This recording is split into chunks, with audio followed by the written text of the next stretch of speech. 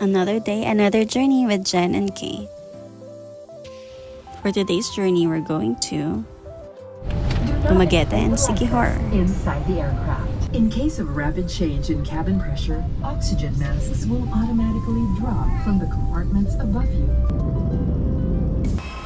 After the 1.5 flight from Manila to Dumaguete, we arrived in Dumaguete Airport and immediately took a trike to Dumaguete Port to buy both tickets going to Siquijor. But these tickets get sold out so fast, so we had to take the next schedule.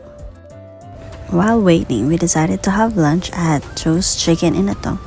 You can eat barehanded. Here they have hand washing stations inside, and one meal costs around 130 pesos. Comes with 2 cups of rice already, so it's well worth the price.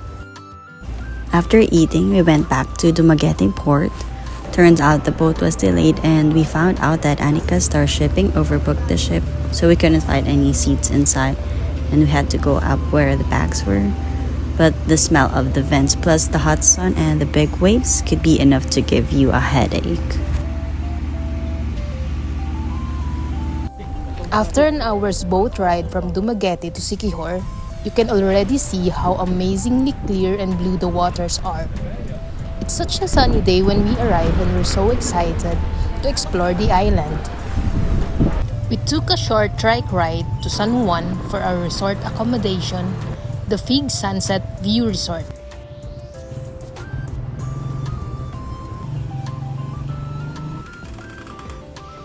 Upon arriving, they toured us around the place.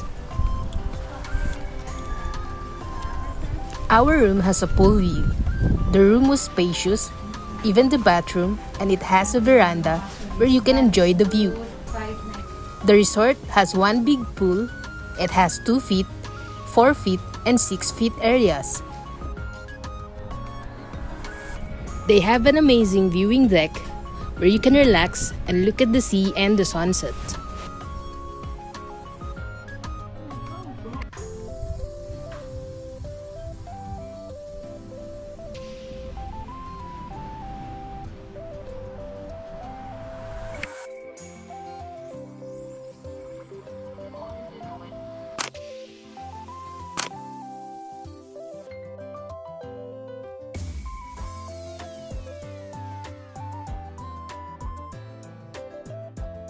We had our dinner at the resort's restaurant.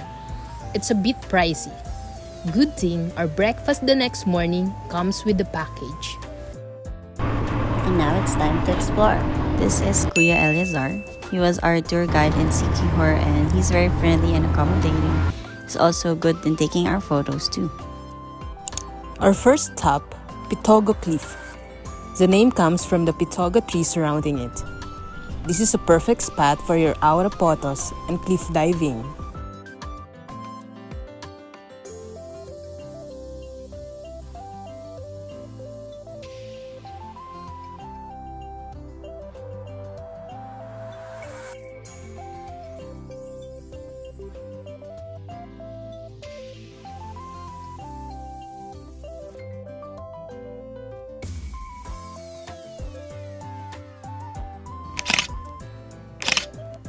Next stop is the enchanted balete tree.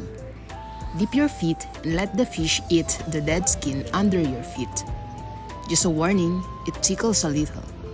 We got scared the first time, but it's actually quite relaxing.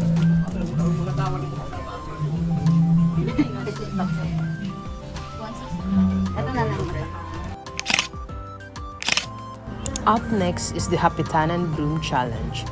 It's a must-do signature pose when you go to Siquijor because of its mystical folklore.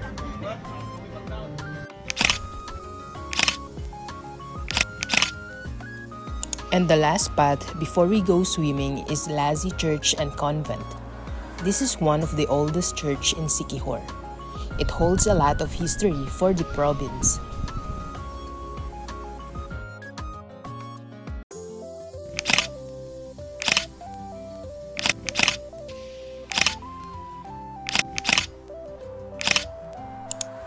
And the most awaited part of the Siquijor trip is the Cambugahay Falls. It's 135 steps going down, but it's well worth it once you see the gushing waterfalls and the light blue waters. You should try their Tarzan swing and ride the bamboo rafter. Their tour guides also offer to be your human drones for that IG-worthy video.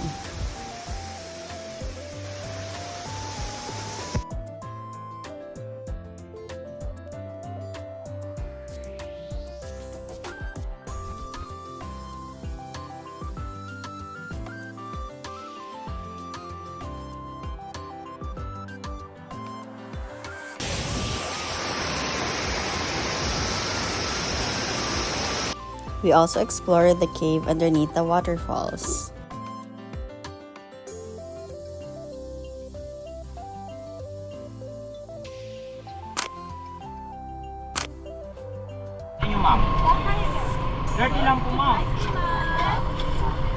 And then we had our lunch at Y Road restaurant. We ordered chicken adobo and fish sinigang. We really love the local flavors and the price is affordable too. On the way to Salagdoong Beach, you will be going through the man-made forest. Once you get inside, you can immediately see the famous rock where you can do the cliff diving, then a little snorkeling.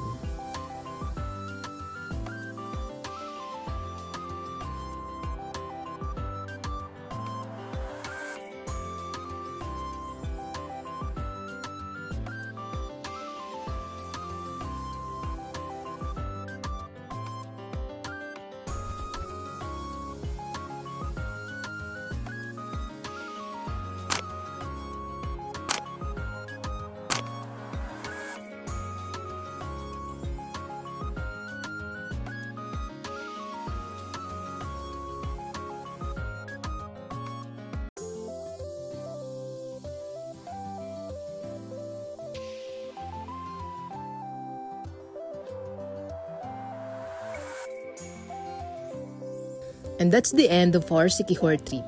We weren't able to go to Paliton Beach due to time constraints, but we'll surely be back here next time.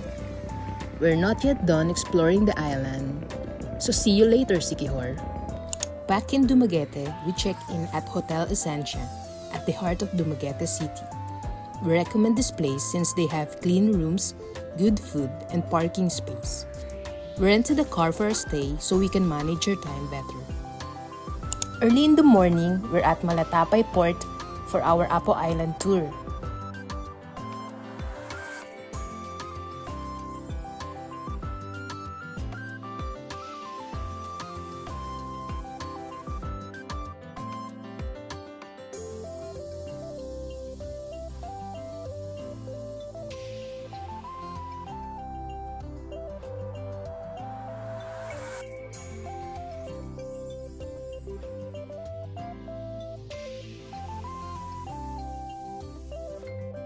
There were strong waves that morning. We got wet even before we went swimming.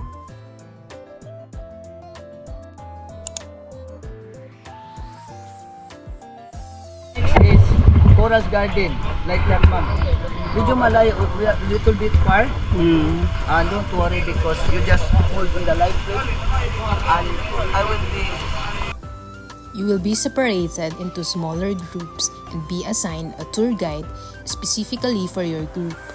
They also provide life vests and snorkeling sets. The corals were near the shore and you can already see a lot of small fishes underwater.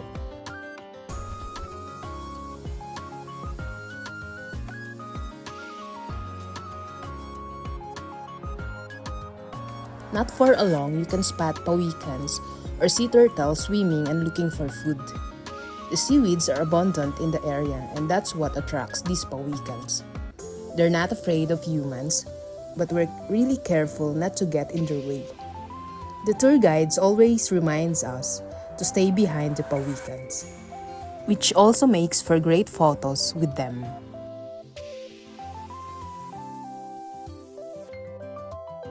You can also see a lot of big corals there, like these table corals. Some bigger and rounder corals almost touch the surface of the water even on deep waters. So be careful not to step on one or scrape your leg as you swim by. That's why Kuya Arnold always reminds us to keep floating until we get to the really shallow areas and don't try to stand. You might accidentally step on corals, or if you're unlucky, some sea snakes too. This is a very protected area, and they make sure every tourist is accompanied by a guide. I find it really hard to dive down given the strong currents, but it's a good thing Kuya Arnold is here to help.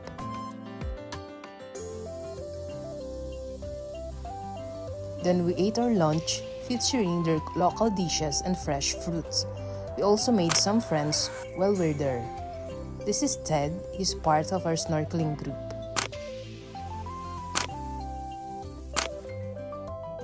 The amazing marine treasures in the island are really breathtaking, and we just can't get enough of them. We went back tired but happy. We drove back to our hotel, freshened up, and rested a bit. And for dinner, we went to Mancaloy's. They're known for their different kinds of fried rice and different kinds of spicy levels. We ordered seafood, fried rice. To cap off the night, we went to Rizal Boulevard. They have a baywalk there leading to the Dumaguete signage. Miss, pwede ba may interview? Tagisan ka ba?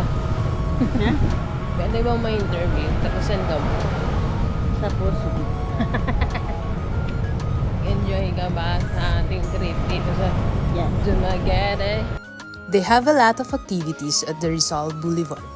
You can walk around with your partner, take pictures with their light sculptures, listen to buskers, try their street food, play sports, and even get massage.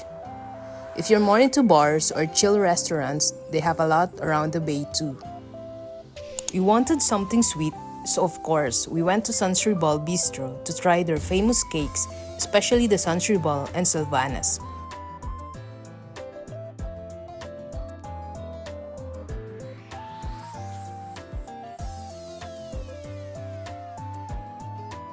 We also ordered their caramel cheesecake.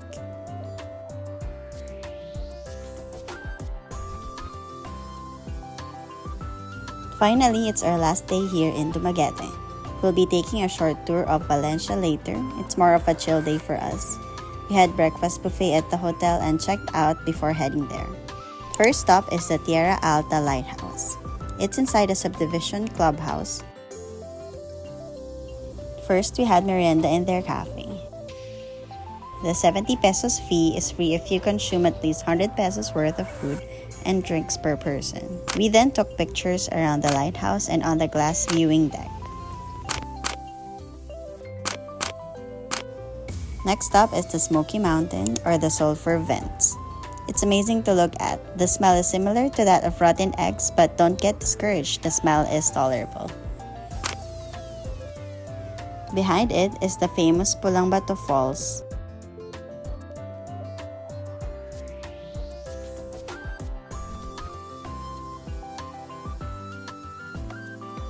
That also has a hint of sulfur and causes the rocks to turn reddish.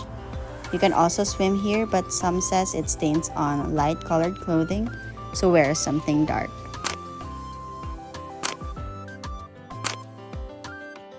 Now off we go to the Dumaguete Airport for our flight back to Manila. That's all for today's journey. Thanks for watching, Jen and King.